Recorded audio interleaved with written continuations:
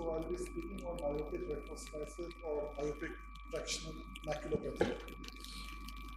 This term was first coined by Takano and Kishi. And myopic traction maculopathy basically refers to a series of pathological changes which happens in the macula of high myopia patients, which include retromacular traction, an epimacular membrane, schisis of retinal layers, lamellar macular hole, and it could be a foveal detachment. So the traction mechanism in MTM is basically the perifoveal retromacular traction or the cortical vitreous remnant which have left behind after PVD development, or it could be acuretinal membrane, and also there is intrinsic non-compliance of the internal limiting membrane and inner retina which fails to conform to the dome which is formed because of the posterior staphyloма leading to myopic traction.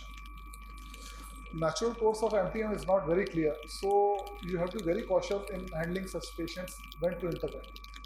Indication of surgery is whenever the patient is having recent onset in decrease in visual acuity, secondary to development of full thickness macular hole or foveal retinal detachment, or the schisis is increasing and the patient vision is going down. So these are the indications you need to keep. And the surgical challenges in MTM is basically you are dealing with high axial length eyes, so the instruments they fail to reach up to the macula in certain situations. And also you have a posterior staphylomas, vitreous is strongly adherent to the edges of staphylomas. So during PVD induction, you have to be very gentle. You should not just peel it off because you are likely to develop breaks along the posterior staphylomas edge. And staining of ILM with various dyes is really inadequate, and you need to use multiple times staining. And glaucoma in patients with high myopia is usually an associated thing, and the chances increases after vitrectomy because of the surgical stress and also use of steroids. And scleral thinning can lead to catastrophic changes like expulsive hemorrhage. Scleral buckling, I'm not going deep into that. Dr. Manisha has already covered. So I'll be showing you some case scenarios which we dealt with. So this was a 63-year-old female, myopic, gradual decrease in vision of both eyes for the last few months. Vision was around 6/6 in the right eye and 6/12 in the left eye. And left eye was showing more of myopic traction maculopathy changes. You can see this was the picture which was there at the time of presentation, and over a period of few years she developed this tractional maculopathy. And when the patient presented to us in February 2023, the vision deteriorated from 6/9 to 6/36 in the left eye, and the macular thickness was increased. So that was the time we took up the patient for surgery.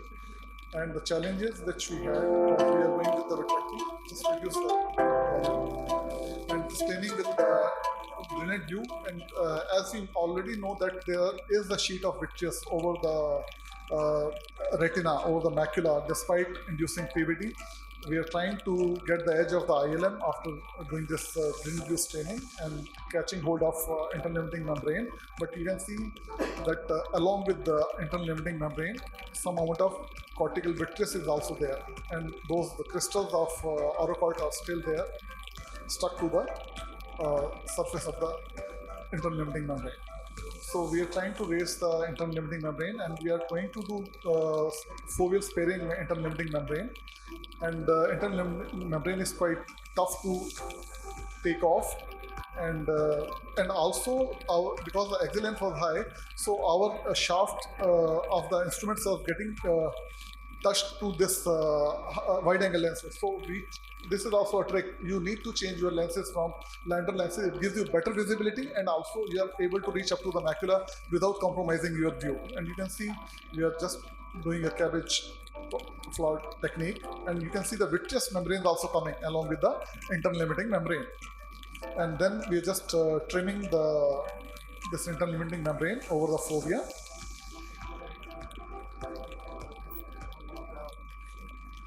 And you can see just 1 month after the surgery, the macula is totally flat and good apposition of the neurosensory detachment.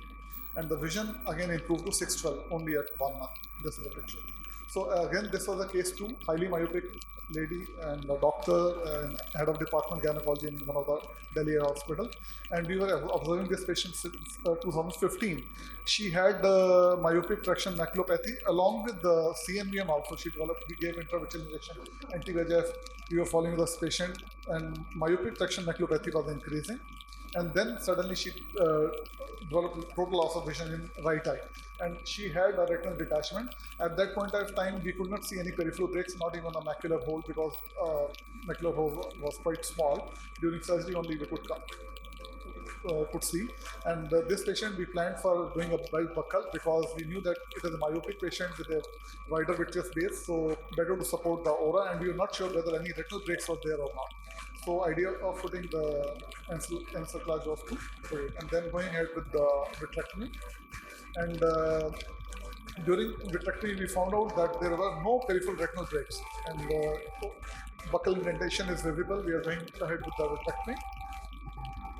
And then we did made this drainage retinotomy nasal to the retina. We didn't drain through the macular hole. We could identify a small macular hole, but we didn't want to damage the photoreceptor over the macular hole. So we are draining through another site of drainage retinotomy, doing fluid exchange.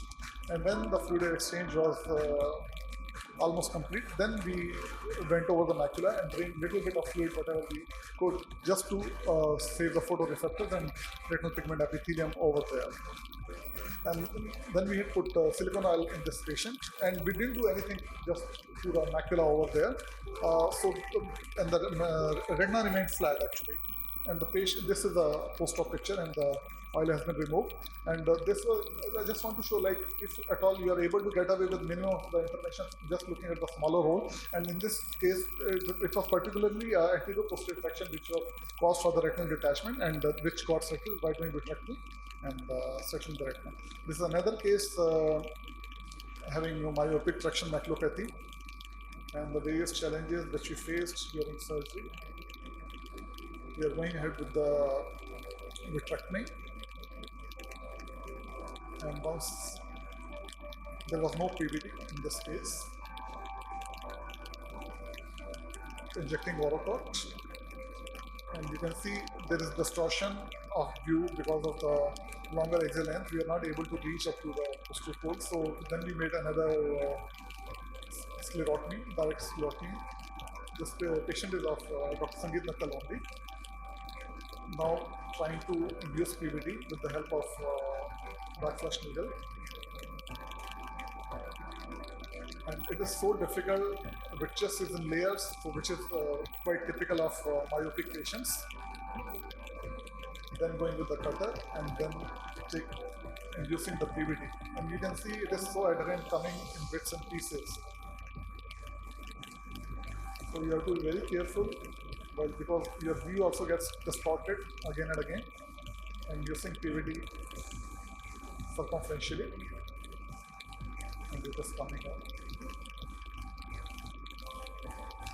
But it is quite time consuming, and we have to go in a very gentle manner. So another problem was like doing multiple staining to induce the internal limiting membrane flap, and you can see 1 month after surgery the macula is flat. This is another case having myopic traction maculopathy, and you can see post-operative picture, same thing. So the carry-home message is, it is very difficult to appreciate MTM on clinical examination, and OCT imaging modalities have helped us in treating our patients, when to operate, how to operate, and what problem you can anticipate. Thank you very much. Thank you, Dr. Neeraj. One of the pathologies again amplified by OCT for us. Slowly progressing pathology that not all patients we have to tackle. We have to wait for progression till it progresses close to the center when we intervene. Sometimes the schisis extends over a much larger area. Do we do ILM peeling across that whole area? Actually, it should be done. Unless you relieve all the traction, the retina, central retina is not going to settle over there. So even in the posterior staphylomatous area, it should be edge-to-edge ILM peeling with multiple stainings. And I think ICG is a good help. Sometimes with vigilant view, we are not able to stain well, but with ICG, staining is much better, especially when the contrast is so poor. Secondly, after surgery, it takes a long time for the retina to settle sometimes. Yeah, It sometimes doesn't go back immediately because it's a mismatch between the extension of the staphyloma and the shortening of the inner layer. correct, correct. Thank you for a nice talk, Neeraj.